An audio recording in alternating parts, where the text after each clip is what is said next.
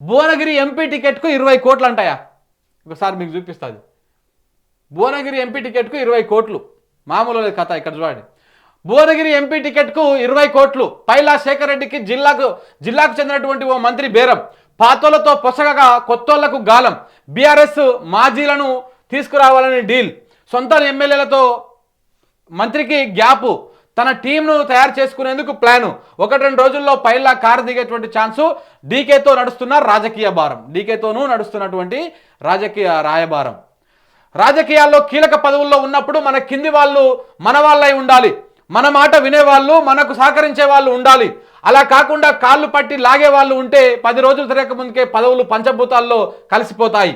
అందుకే ఉమ్మడి నల్లగొండ జిల్లాకు చెందిన ఓ మంత్రి పెద్ద ప్లాన్ వేశారని తెలుస్తోంది. అందులో భాగంగానే భువనగిరి మాజీ ఎమ్మెల్యే పైలా శేఖర్ రెడ్డిని కారు నుంచి దింపి హస్తం నీడలోకి తీసుకెళ్లే ప్రయత్నాలు చేస్తున్నారని ప్రచారం. నల్లగొండ జిల్లాలో బీఆర్ఎస్ ముఖ్య నేత మాజీ ఎమ్మెల్యే పైలా శేఖర్ రెడ్డి కాంగ్రెస్లో చేరబోతున్నారని 2-3 రోజులుగా ప్రచారం జరుగుతోంది.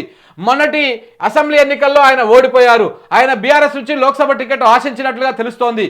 గులాబీ బాస్ మాత్రం టికెట్ విషయంలో హామీ ఇవ్వకపోవడంతో ఆయన పార్టీ మారేందుకు సిద్ధమయ్యారని సమాచారం. ఇందులో మరో కీలక అంశం కూడా ఉన్నట్లుగా తెలుస్తోంది. నల్లగొండ జిల్లా మంత్రుల్లో ఒకరు మాజీ ఎమ్మెల్యే పైలా శేఖర్ రెడ్డిని హస్తంలోకి తీసుకునేందుకు తీవ్రంగా ప్రయత్నిస్తున్నారంట. నల్లగొండ జిల్లాలో సూర్యాపేట మినహా మిగతా అన్ని సెగ్మెంట్లలో కాంగ్రెస్ ఎమ్మెల్యేలే ఉన్నారు. అలాంటప్పుడు ఆయన ఎందుకు కొత్త వారి కోసం ఎదురు చూస్తున్నారనే అనుమానం కలగవచ్చు. అయితే ప్రస్తుతం జిల్లాలో ఉన్న ఓ 3 ఎమ్మెల్యేలకు సదరు మంత్రికి అంతగా సఖ్యతగా లేనట్టుగా తెలుస్తోంది. కుంభం అనిల్ కుమార్ రెడ్డి వేముల వీరేశంతో పొసగడం లేదని జిల్లాలో ప్రచారం జరుగుతోంది. అటు బీర్ల ఐలయ్యతో అంతకుముందు నుంచి ఆ మంత్రి గారికి సత్సంబంధాలు లేవు. దీంతో ఆ 3 తన మాట వినడం లేదని మంత్రి ఫీల్ అవుతున్నారని కేడర్ అంటోంది. కుంభం అనిల్కు పైలా శేఖర్ రెడ్డికి గతంలో రాజకీయ విభేదాలు ఉన్నాయి. కుంభం అనిల్ బీఆర్ఎస్లోకి వచ్చినప్పుడు ఆనాటి సీఎం కేసీఆర్ వారిద్దరిని కూర్చోబెట్టి దోస్తానం కూర్చారనే మాట వినిపించింది. కానీ ఆ తర్వాత అనిల్ కాంగ్రెస్లోకి వెళ్ళిపోయారు. అదే భువనగిరి ప్రాంతానికి చెందినటువంటి శేఖర్ రెడ్డిని తీసుకొస్తే కుంభం అనిల్తో పాటు మిగతా వాళ్లకు చెక్కు పెట్టవచ్చు అన్నటువంటి ఆలోచనలో ఉన్నట్టు తెలుస్తోంది ఎవరు ఆ సదరు మంత్రి గారు. అందుకే కొద్ది రోజులుగా పైలా శేఖర్ రెడ్డితో సంప్రదింపులు జరిపి ఒప్పించినట్టుగా ప్రచారం జరుగుతోంది. శేఖర్ రెడ్డి కూడా అటు Karnataka deputy CM DK Shivakumar తోటి కూడా రాయబారం నడిపించినట్టుగా సమాచారం.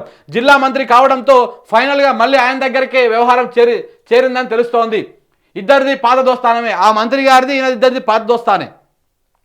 ఇప్పటికే నల్గొండ జిల్లా టికెట్ రేవంత్ రెడ్డి కోటాలో జానారెడ్డి కొడుకు ఇప్పించారు. అంటే రేవంత్ రెడ్డి కోటా అయిపోయింది. ఇక జిల్లాలో మిగిలిన టికెట్ భువనగిరి కావడంతో దాని బాధ్యత సదరు మంత్రి చూసుకుంటున్నారని, టికెట్ కావాలంటే 20 కోట్లు ఇవ్వాలని చెప్పినట్టుగా తెలుస్తోంది.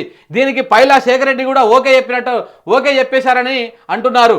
అయితే గత పార్లమెంట్ ఎన్నికల సమయంలో పైలా శేఖర్ రెడ్డి బీఆర్ఎస్లోనే ఉన్న రెడ్డి సామాజిక వర్గ కోణంలో ఆనాడు ఎంపీగా పోటీ చేసిన ప్రస్తుత మంత్రి గారికి సహకరించారని బహిరంగంగానే ప్రకటించారు. దీంతో అప్పటి నుంచి ఇద్దరి మధ్య మంచి స్నేహం ఉందనే మాట నియోజకవర్గంలో ప్రచారంలో ఉంది.